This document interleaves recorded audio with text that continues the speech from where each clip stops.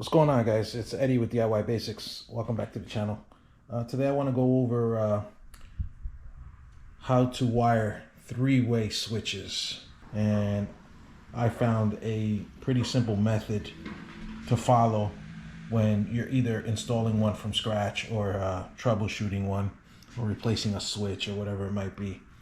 So just want to go over a few basics to kind of get you understanding how the single pole switches differ from the three-way switches. And this is what we call a three-way switch, and it has a black terminal, and it has two gold terminals on each side, and then it has your ground green terminal.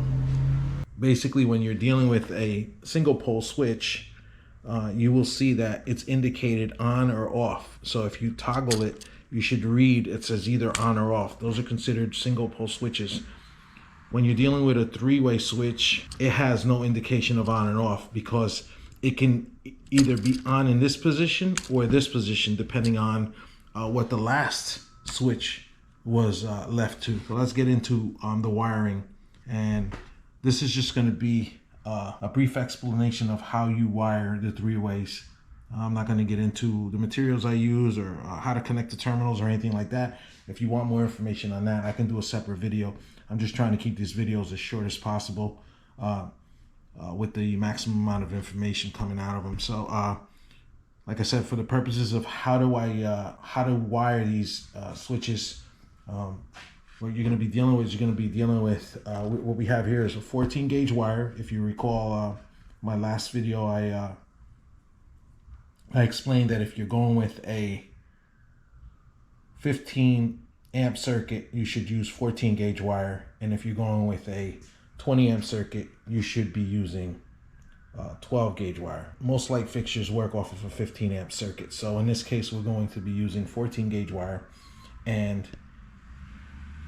basically what you start out with is you're going to have a what we call 14-2 coming from the light fixture to one of the first switch boxes, and then you'll always have a 14-2 coming from, well, I wouldn't say always, but you should most of the time have a 14-2 coming from your power source into one of the switch boxes as well. The easiest way to wire this is the black terminals are what they call the commons, and that is where your power comes into, either from the fixture or from the power source.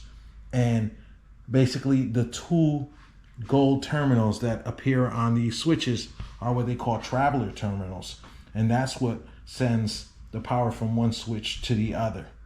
So to make it real simple, you always want to see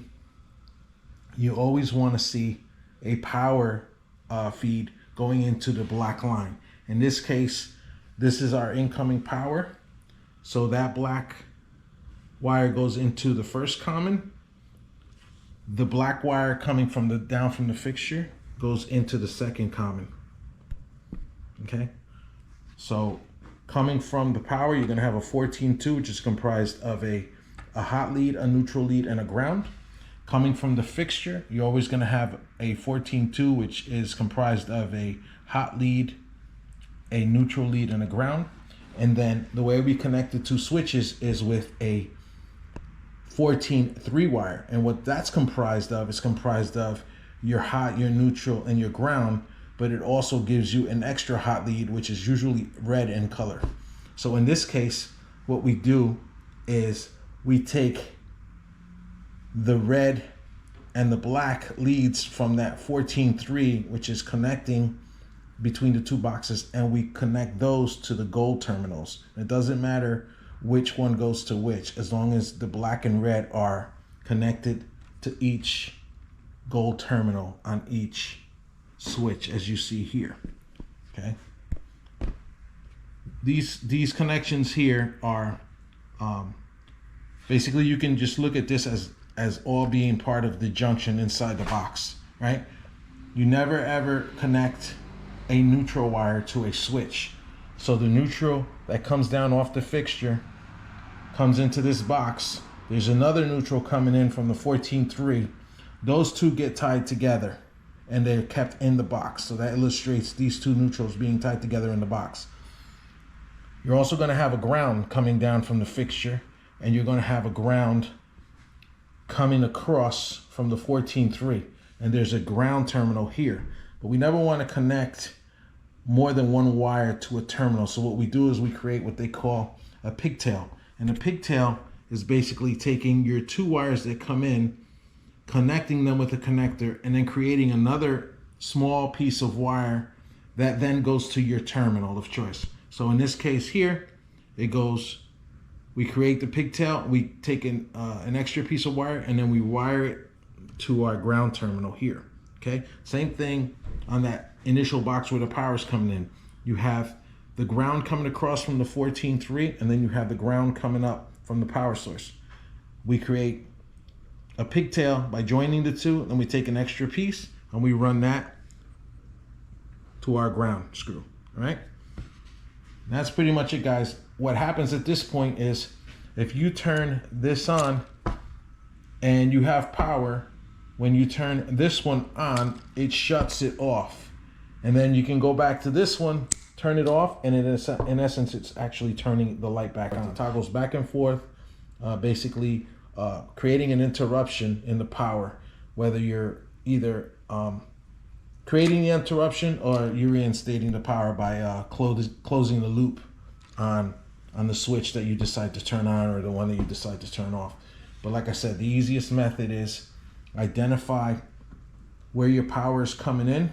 Make sure that that power line is going to the first common terminal, which is the black one, and then ensure that the power feed coming down from the fixture is going to your other common terminal.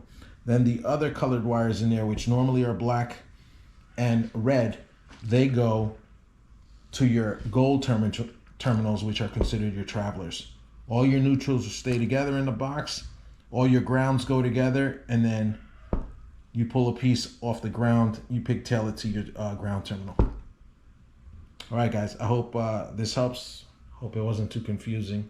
Let me know if you would like a more in-depth explanation of these connectors that I use and how I go about ensuring that I make good quality connections on my terminals. Thank you very much, and happy holidays to everyone. Take care.